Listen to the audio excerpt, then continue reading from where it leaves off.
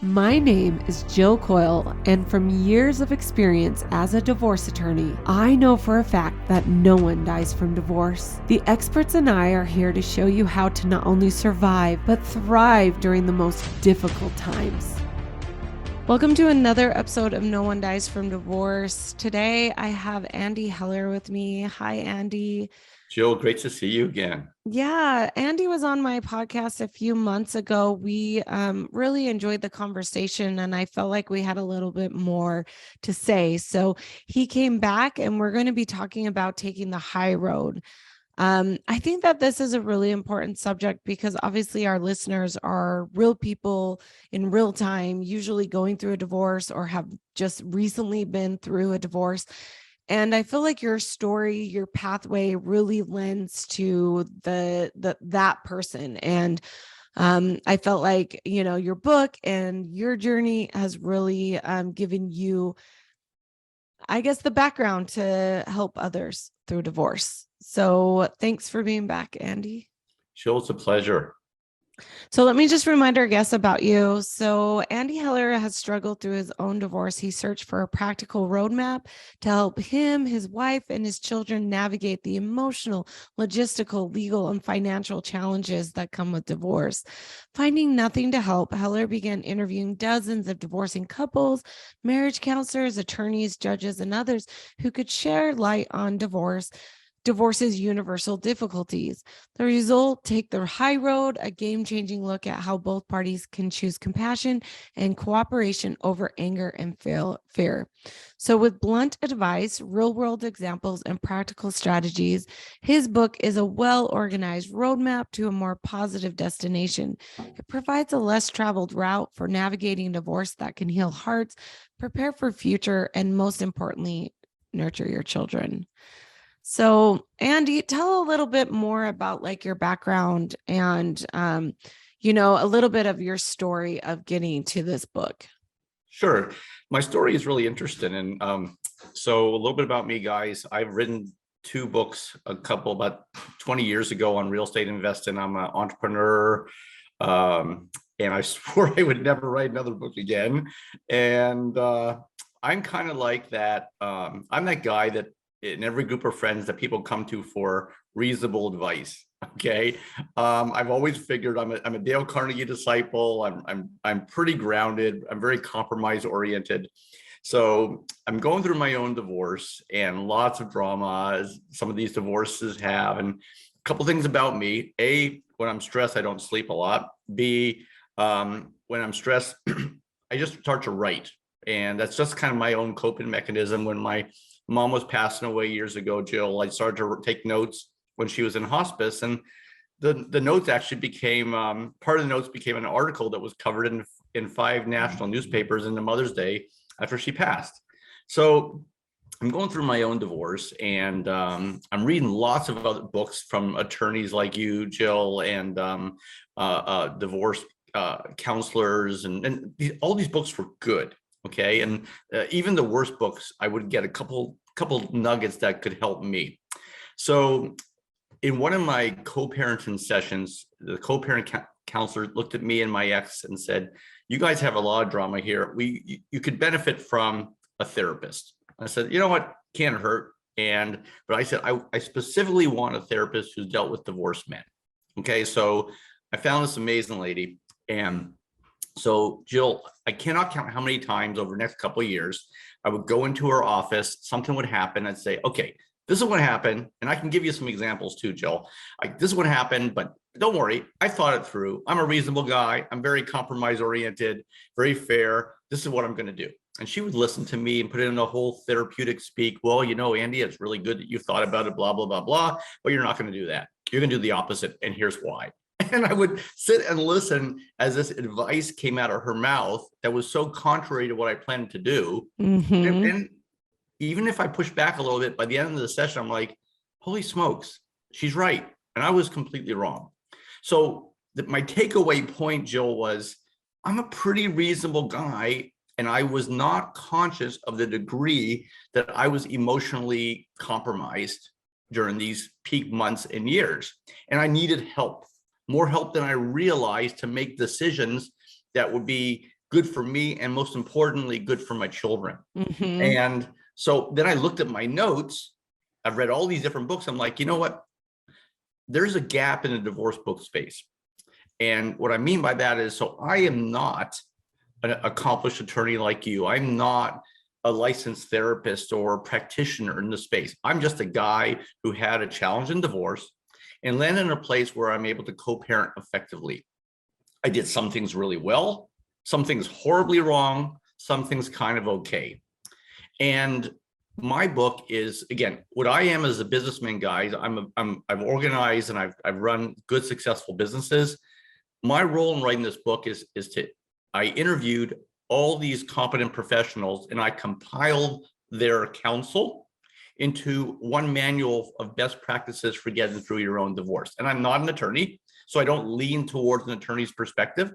I'm not a therapist. I don't lean towards a therapist perspective. I'm a businessman.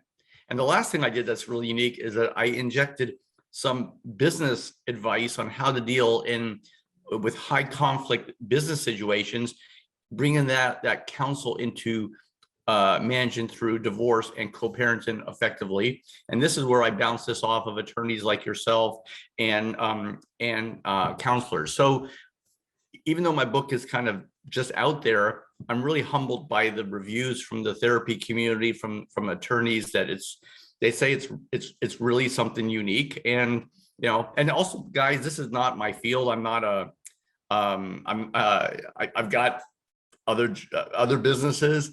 This is something I've just done. Honestly, I know it sounds corny, but I'm trying to give back a little bit and pay it forward. So that's my story, Jill. Yeah.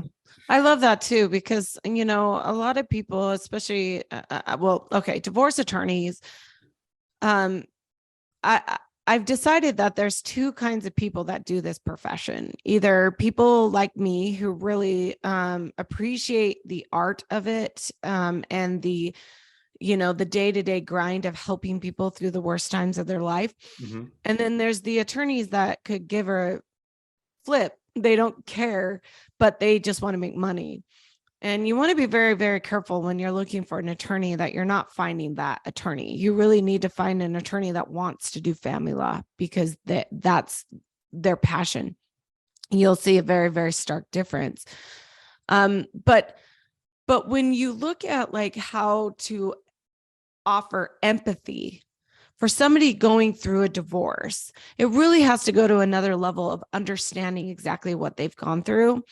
And I feel like my book, added that little level, because everybody knows in year 4 of my marriage, my husband left me and we were drafting up divorce paperwork. I mean, I was very almost divorced.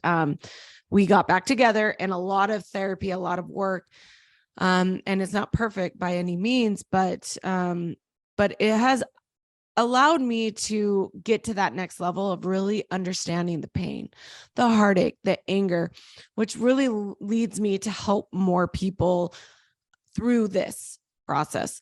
That's why I loved your book. I love what you're doing, because you get it.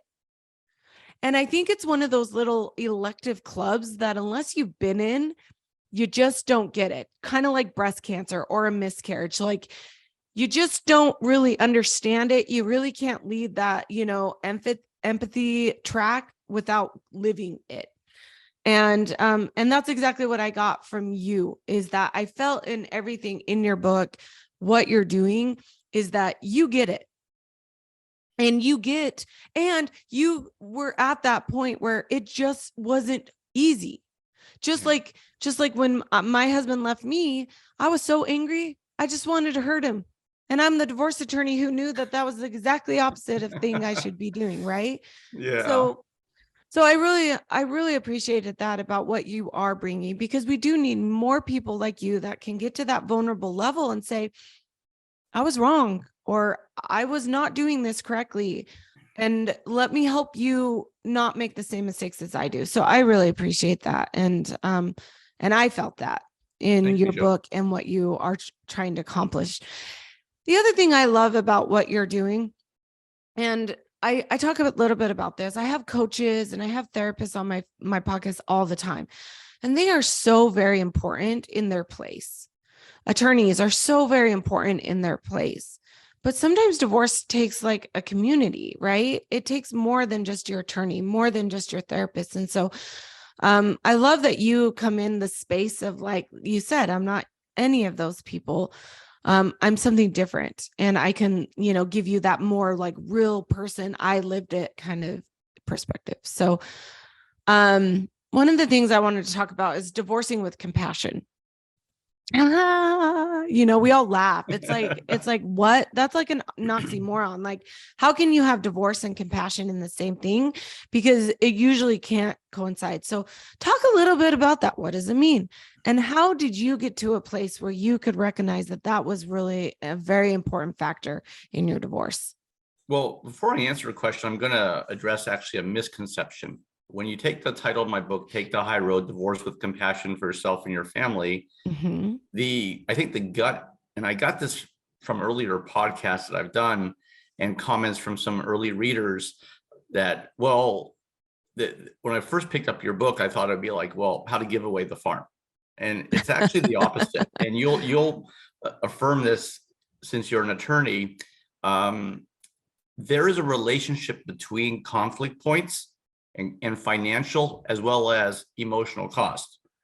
Very basically, everybody, the fewer conflict points, the more money you're going to save, the better on your own emotional health. So it's actually the opposite. If you can find fewer things to fight about, and it's going to actually save you money. So it's not easy though. Like I love what you said, that you found that even though you are a trained attorney and part of your job is to get your clients to put their anger and their hurt on the side while they focus on getting a fair MSA done. You yourself found that challenging. So it's really not easy, guys. And my book gives a lot of strategies for how to do that. I'll give you a simple one right now. You just have to pretend that you are your spouse and your spouse is you. And how would you want to be treated in the situation that is being developed that you're dealing with, and try to make your decisions and your action steps around that. That's the best answer I can give you. And that is the best answer I can give in a couple minutes. Yeah. There's strategies and there's far more complex situations, but and that's really going to run counter to how you might be feeling. And I will concede that it's not easy, because you're at a time when your emotions are heightened, and you're not making the best decisions of your life because you're emotionally compromised. And now you're like, well, I got to pretend that I treat him the way I want to be treated. And that's not easy. But again, if you can do this, it's going to save you money and save you stress. So, yes. Probably this is consistent. I'll give you kind of a simple example, and I bet this is consistent with some of your advice. Is when you go to an attorney, it's your responsibility to go to the attorney with 2 or 3 primary goals, okay, and compromise everywhere else. And if you can do that, you're going to make the attorney's job so much easier, because you're going to be focused. That's a big word. He or she can focus on your 2 or 3 primary goals, and everything else, all right, just give it to him. Just give it to her. Compromise, okay? Right. And that's going to reduce the stress points on your life to those 2 or 3 things that are really important to you. It's also a very healthy exercise, because many people go into an attorney's office the first time and they're like in the middle of a tsunami. And to force yourself to write down 2 or 3 of the objectives that you have, what you want to get on the back end of your divorce, that's going to be great for you. And also it's going to help your attorney focus and in the end save you money. In my first initial consultation that I ask with every single client, I ask, what are your goals? And usually they usually know like their top, like, I want this.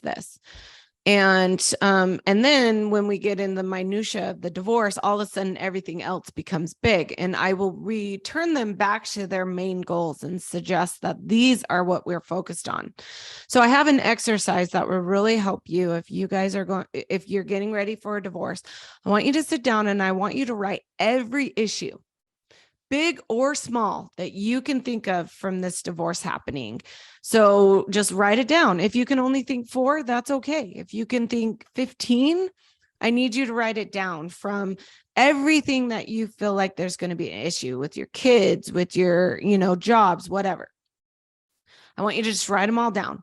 And then I want you to do, something that like my kids do in elementary is I want you to then rate it in, from 1 to however many issues you have, from 1 being the most important down to whatever is the last. And you can do this, even if you like say, okay, this issue is 6. And then you get down and you're like, oh, this is really 6 issue. We'll push that, number 6 down to 7. And it might take you a little bit of time to do it, but eventually you're going to rank your most important things. And then my clients, I say, see these top 3 things, those matter. And those are worth fighting for. The rest is all negotiable. And then we also look at your top 3 goals and we think, are they even realistic? Because some people come in and they're like, I want full custody. I don't want my ex to see any of his kids. He's abusive. He's blah, blah, blah, blah, blah. I use the word he, it could be the opposite. But we have to then set these realistic expectations. So that's something that you could do right now to get exactly where Andy is talking about, to really understand what you're doing. I do want to correct one thing, Andy. You said that the remainder of the list, just give it to her because it's not going to matter as much. No. I don't suggest that. One of the biggest things I see in men is they're like, oh, just give her all this stuff in the house. Just give it to her. I'm like, no. We're an equitable divided state in Utah. You will get half and we will split it accordingly to half because buying all new stuff is expensive. And I don't want to hear you complaining about it, whether you want to sell it or not. So everything's negotiable, but at the end of the day, that teapot's not going to seem as important when we're really focusing on what is important. So yeah, I probably misconstrued when I say give it to him, give it to her. What I was really saying is closer to what Jill said is that you've got to, these other items, they should be 5 to 10 minutes of an attorney's time per. And if you end up spending more than 10 or 15 minutes talking about a China set from your wedding, you just bought yourself a new China set. Yeah. So focus it. The big picture here is that forcing yourself to focus on the 2, 3 or things that are vital. Like I want to be an involved father. All right. Maybe I wasn't as involved father before. I took it for granted. I'm going to change my schedule. I'm going to do A, B, C, and D. Okay. Then arm your attorney with that as a primary goal. Okay. So I don't want to ever have to be in a situation if he meets another partner where I have to uproot myself. Geography can be a big one. Okay. That can be a primary goal. These are examples of items that are worth an attorney's time and that are really what I would call a key goal. They're important. They're going to affect your life post-divorce. Yeah, absolutely. So yeah, I don't mean give everything away, but I do mean I knew that was what you meant. I just wanted to. Yeah, you've got to compromise and you don't want to spend a lot of time on anything other than your the most important. Yeah. I absolutely agree with that. That's why the next thing that we are going to kind of talk about is divorce structure, strategy, and goals. A couple things with this is that I have stopped rushing into mediation quickly. We're a high asset, high net worth firm, so we have more contentious cases. And what I found is that we would always try to rush into mediation because, some of them were successful. But usually if you go into mediation too early without knowing all of the information and or being emotionally ready to settle, you're not going to settle. And you end up wasting a lot of time, a lot of money on that mediation day. So I don't like to rush into mediation. I like to settle into the divorce, make sure you have all of your information that you feel comfortable about. And then I like to see that you have emotionally come to, more of a better place of grounding, of accepting the divorce, and then getting past that anger stage so that we really can move towards settlement, good settlements. And so when we're talking about structure of a divorce, there is kind of a pathway of really being successful and getting to the place you need to be. But the first thing is really understanding your goals. And we just talked about that. Your strategy, your attorney can kind of help you with your strategy. And then your structure is really like how you're going to set your life to be able to emotionally handle this. So I kind of wanted to just know your thoughts. Like, what do you feel from, the person that has lived it, how these things helped you, and what you did to really help you in settling your divorce? Yeah, and this I'm going to actually, and I wouldn't have said this at the time, but now I can in the rearview mirror. Kudos to my ex-wife, because in her world, she witnessed the type of divorce nobody wants to see. The husband was having an affair, and he comes home. That becomes to light, and within 24 hours, he kicks out the 3 children. And so there's 3 children and kicks out the mom and the 3 children, and they're forced to look for a place to live, and their lives are uprooted all in 24 hours. And then they've been putting the pieces together ever since. So that's not what you want to do. So, and again, sometimes some of the things I'm going to suggest are not financially viable. But I will also say, and I talk about this in the book, that you'd be surprised how many things are available to you through family court and through discounts if you know where to look. And in the book, I give some suggestions. So involve in a co-parent counselor. That's a great suggestion. This is somebody who has the children's needs paramount, while you and your ex go through your worst high conflict points and hopefully land at a place where you can co-parent effectively. That co-parent counselor will help you make the decisions, because your children's lives are not going to pause for 3 or 4 years until your feelings become less toxic. And you got to manage their lives. Yep. And particularly how you do it during that time is going to affect the type of adults they become. Number 2, if you can, get your children in therapy, a child therapist. And there are different types of child therapy, because again, this child therapist, you'll be dealing with a lot of your own stuff. The child therapists are going to help communicate with the parents, like, hey, I'm hearing this from little Johnny or this from little Susie, and we need to make sure that these needs are covered. Yep. I'm a big believer in having your own support, be it a therapist and or podcasts like Jill's, or key books, or even a divorce coach to help you land in that right place. So these are some really great suggestions. And then the laws are different in every state, but for the most part, I've seen divorce agreements where the parenting components are sprinkled in. If you don't have a state that requires a certain type of a structure, I'm a big believer in an actual fit parenting plan worked on with a parenting coordinator that becomes part of your divorce. Mm-hmm. Okay. And the last tidbit I would leave you with is that I would look at your divorce as a marathon and not a sprint. I talk about this a lot in the book. Don't focus on what you're going to get day one. Focus on the type of life, and you mentioned this in the question, the life you want to see yourself living, but 1 or 2 years down the road. And I'll give you a quick example about what I mean by that. So let's take an involved father, but in his business, he traveled. Okay, so the involved dad wanted 50% custody, yet recognize, okay, hey, my kids, they're used to being alone with mom. Being alone with dad is a new phenomenon for them. Mm-hmm. And they're younger. They might need an adjustment period, and I might need an adjustment period to structure my business travel around our custodial calendar.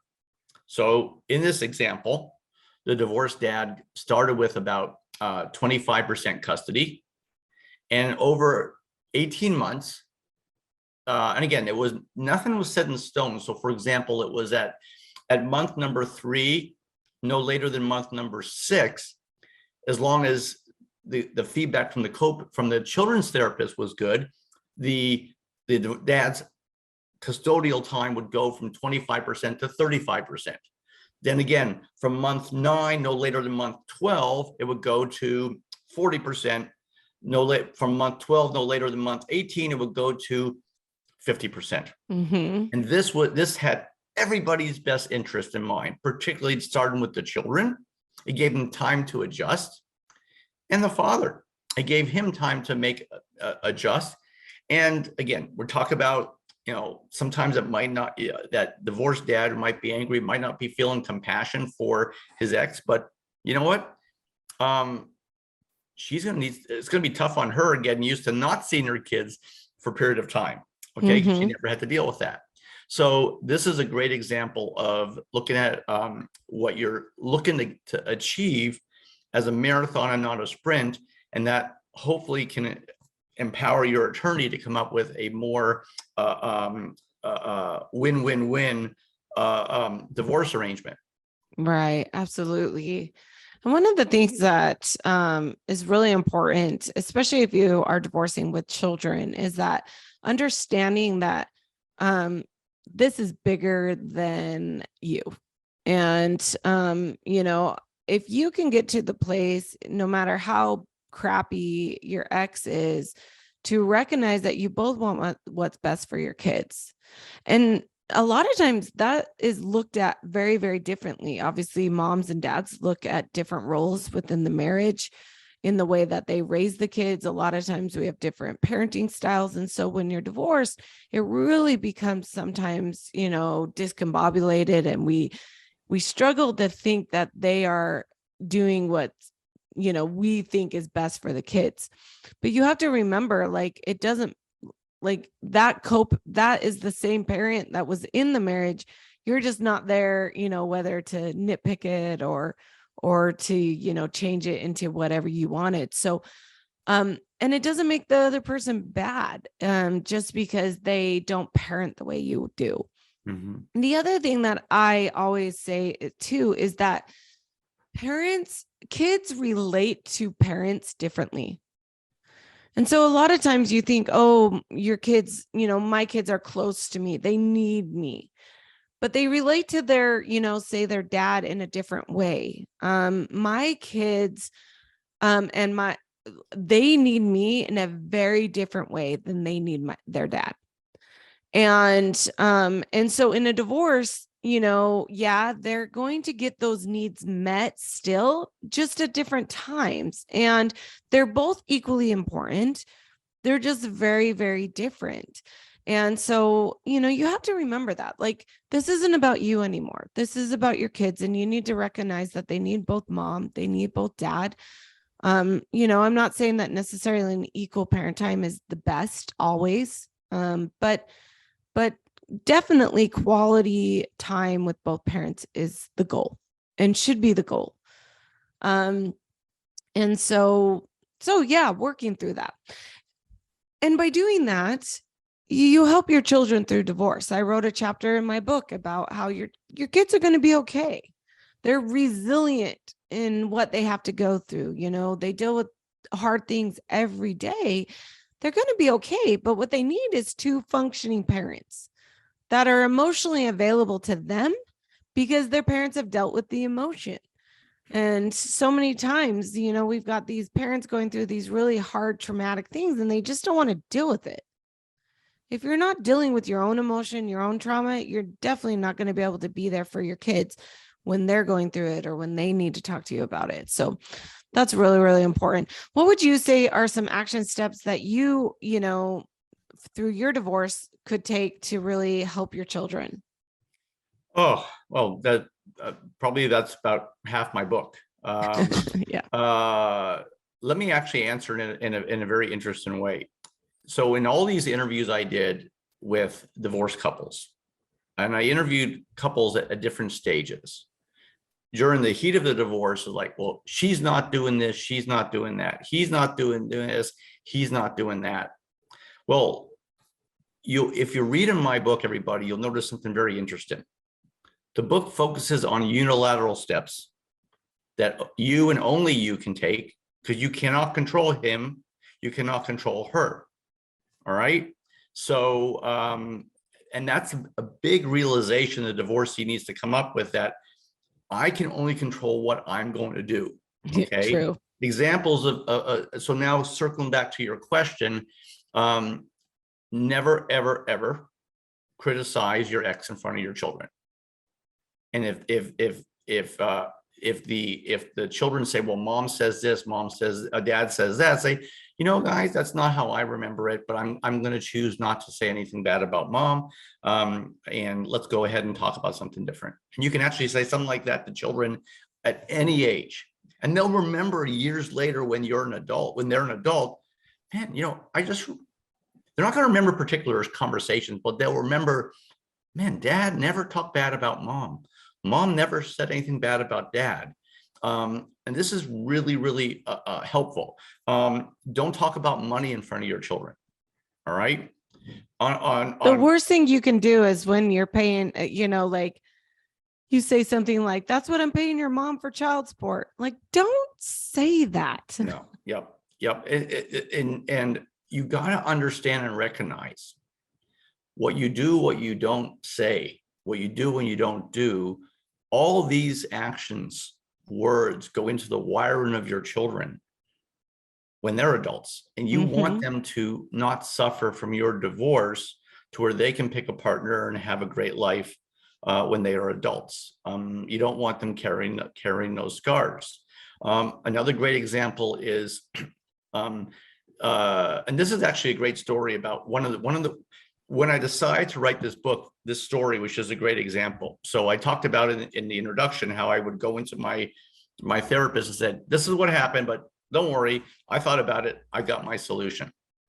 So one great example was I asked for a custodial time switch, and the answer was no.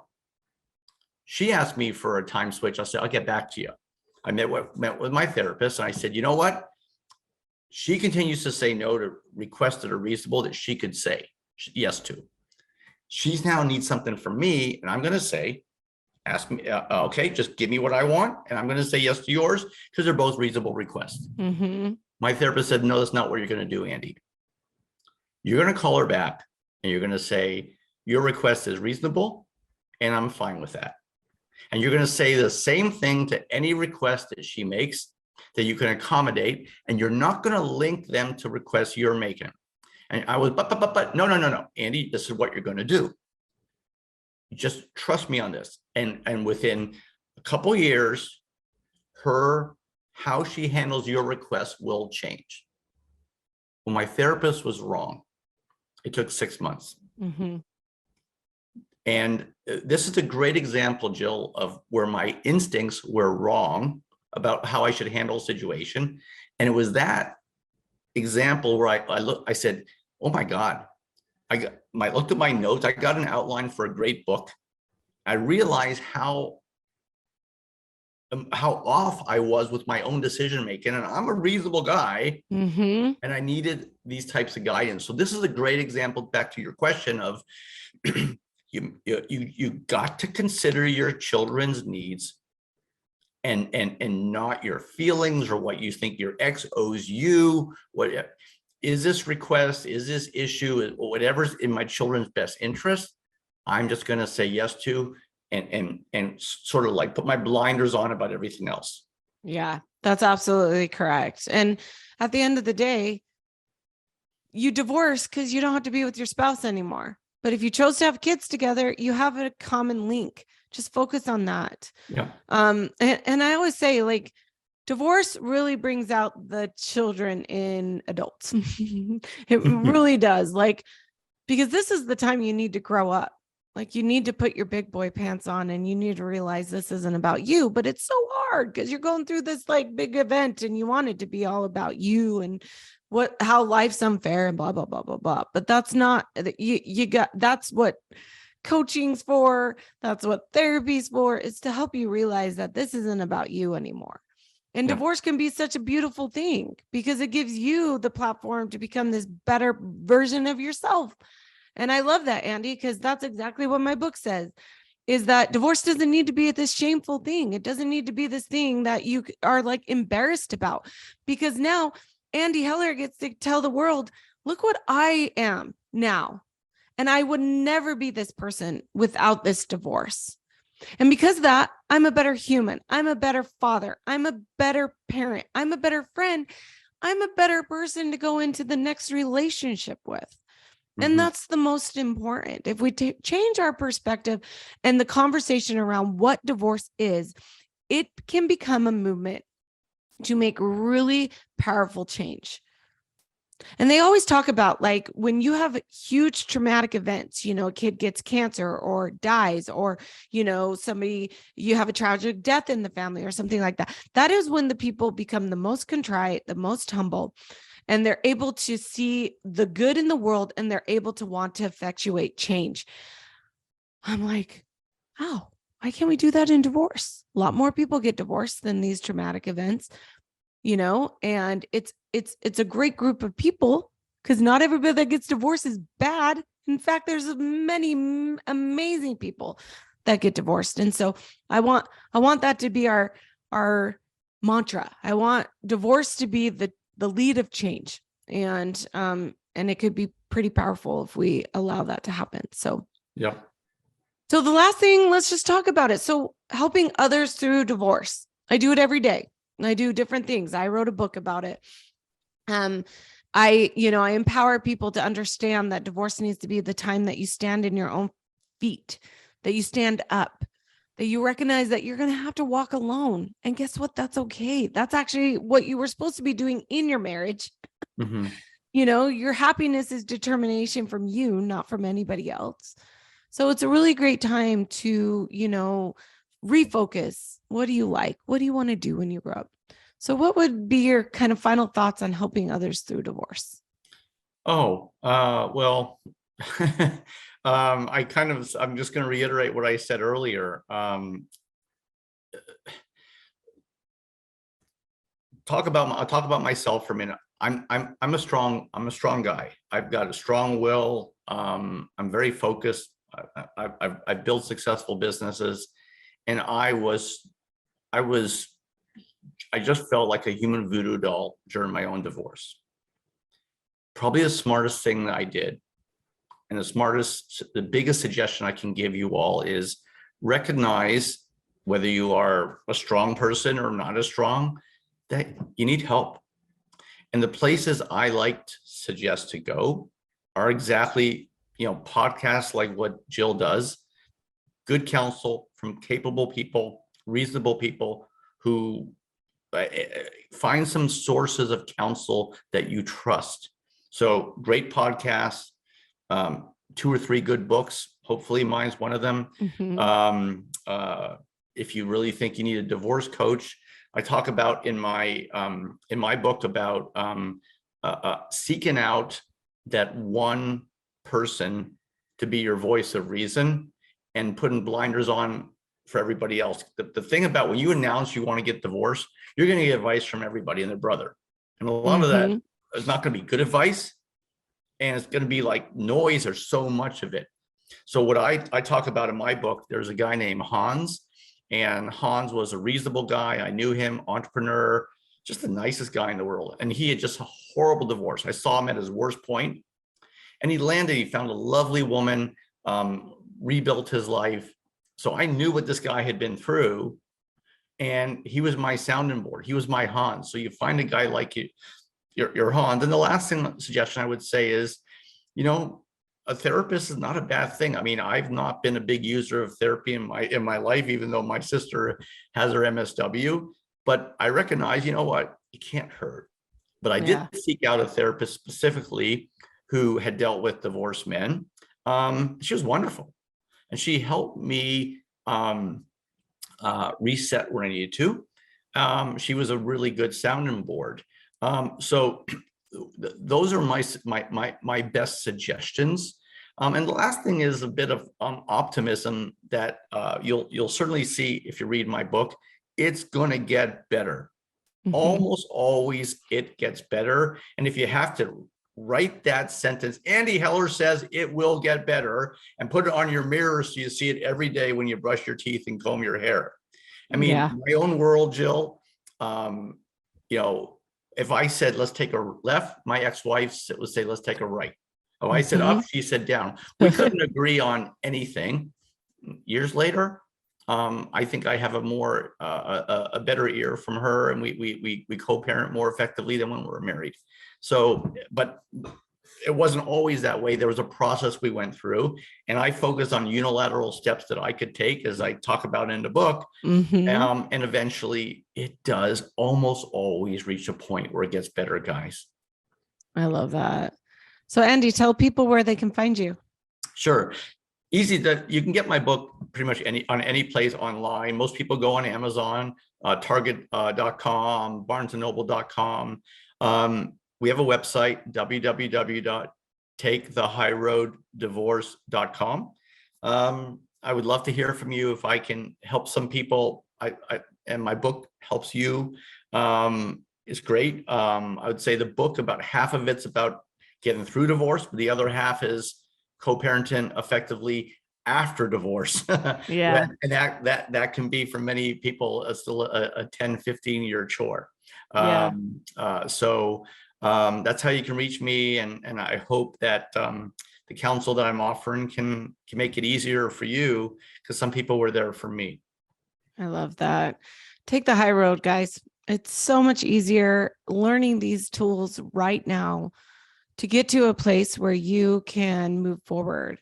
And we have lots of podcasts regarding dealing with high toxic, high conflict opposing parties. And so if that's you, go listen to those, because I know that sometimes you're listening to this like, how do I take the high road with this? But we've got lots of tips on lots of other podcasts about that. But Andy, it's been a pleasure. Thank you.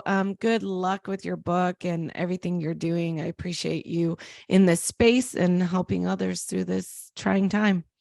Jill, it's my pleasure. And thank you for having me as your guest. I'm here anytime you want me back. All right. That's another episode of No One Dies from Divorce. Thank you for listening to this episode. If you enjoyed, please subscribe, follow, and share. I'd love to hear your questions and feedback. You can contact me at community@jillcoyle.com. See you next time. I am an attorney, but I am not your attorney. Any advice given on the podcast is general and shall not be construed as legal advice.